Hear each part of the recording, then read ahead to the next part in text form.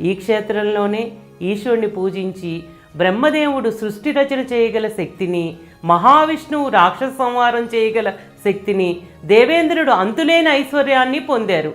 ఈ క్షేత్రంలో గంగాదేవి తపస్సు ఆచరించగా చంద్రుడు తన శాప నుండి విముక్తి పొందాడు. వశిష్ఠముని, పరాశరముని, జమదగ్ని, భృగు మహర్షులకు ఈశ్వరుడు శివలోక దర్శనం ఈ ఆలయంలోనే అనుగ్రహించారు. కాకభుషుండ అనే ముని ఈ క్షేత్రం యొక్క దివ్యత్వాన్ని గుర్తించి ఈ నేలపై పాదం మోపకూడదని తలకిందులుగా నడిచి ఈ ఆలయ నైరుతి దిక్కులో తపస్సు ఆచరించారు. అందువల్ల ఈ ప్రదేశాన్ని నల్లూరు అని, ఆలయం పేరు పెరుమానం అని ప్రసిద్ధికెక్కింది. ప్రస్తుతం ఆచాలపురంగా పిలువబడుతుంది.